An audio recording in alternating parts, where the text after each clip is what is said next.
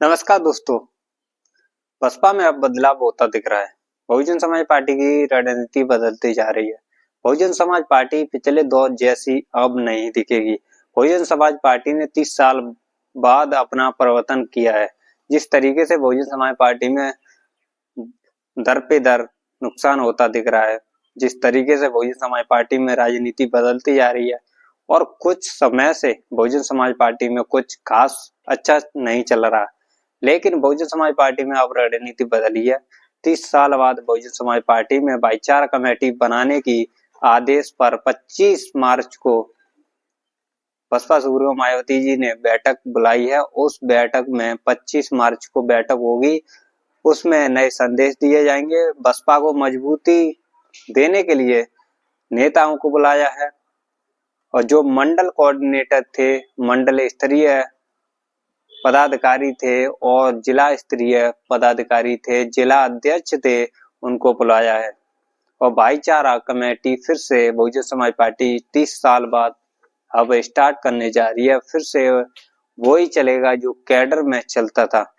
Bahujan Samaj party की रणनीति पिछले दौर में जिस तरीके से मानवर काशीराम साहब के समय में चलती थी कि घर घर जाकर छोटे छोटे कमेटियां बनाई जाती थी और उसको कहते थे भाईचारा कमेटी, जो भाइयों को अलग अलग रूप में और नए नए लोगों को जोड़ने की कोशिश की जाती थी और उनको बताया जाता था, मिशन मूवमेंट की बात की जाती थी और लोगों को गांव गांव जाकर घर घर जाकर समझाया जाता था।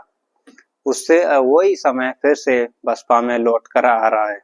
बहुजन समाज पार्टी में अब फिर से बदलाव 30 साल बाद होने दिखेंगे और 25 मार्च को बहुजन समाज पार्टी की बसपा सुप्रीमो मायावती जी की बैठक है और वहां पर समीक्षा बैठक में यही डिसाइड होगा कि जो बसपा के वोट बैंक को किस तरीके से बढ़ाया जाए।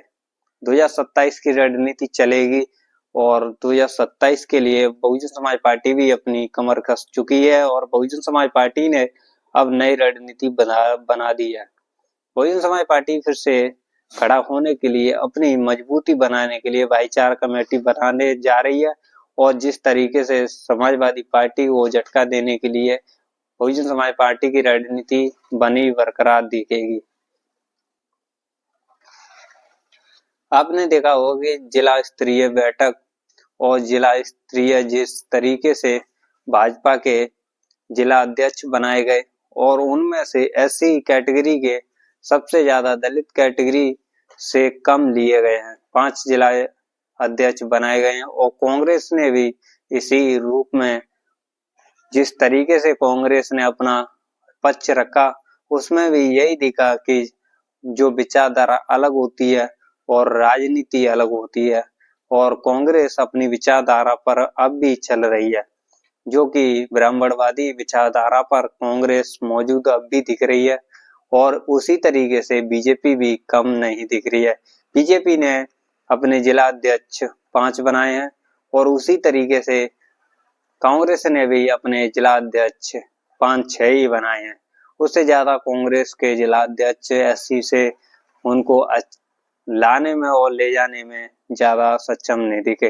कांग्रेस ने भी फिर वही जादू चल दिया जो पिछले दौर में चलती थी कांग्रेस, और कांग्रेस के नाते ही जो कहती है कांग्रेस कि हम SC ST OBC को भागीदारी दे रहे हैं, लेकिन बखूबी नहीं दिखा।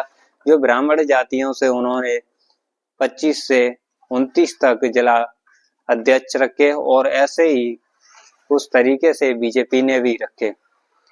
अब इसमें बहुजन समाज पार्टी के भी जिला अध्यक्ष को 25 मार्च को रखा जाएगा। यूपी के अंदर, यूपी में सबसे ज्यादा कांग्रेस और भारतीय जनता पार्टी की अभी जिला अध्यक्षों की उसमें सूची जारी हुई है और बहुजन समाज पार्टी की नहीं हुई है। अब बहुजन समाज पार्टी भी 25 मार्च को अपनी सूची जारी कर सकती है और उसके लिए 25 मार्च को समीक्षा बैठक बुलाई है और 25 मार्च में बहुजन समाज पार्टी की अब रणनीति बदलती दिखेगी। आपको अब बता दें कि जिस तरीके से बहुजन समाज पार्टी की राजनीति चल रही है, पिछले 30 सालों में बहुजन समाज पार्टी ने बहुत बदलाव और बहुत संघर्ष किया। बहुजन समाज पार्टी ने भाईचारा कमेटी में अपना योगदान देने की कोशिश करती जा रही है और उस तरीके से ही फिर से बहुजन समाज पार्टी अपनी रणनीति बदलती जा रही है। जिस तरीके से पिछले दौर में मानवर काशीराम साहब के द्वारा बहुजन समाज पार्टी को खड़ा किया गया और बहुजन समाज पार्टी सत्ता तक पहुंची, उसी रास्ते पर फिर से बसपा चल दी। और अब भाईचारा कमेटी कितनी सक्सेस होगी, 2027 में कितना परिणाम अच्छा आएगा, वो तो 2027 में ही पता पड़ेगी। लेकिन आपको बता दें कि बहुजन समाज पार्टी अब भी मजबूत होती दिख रही है।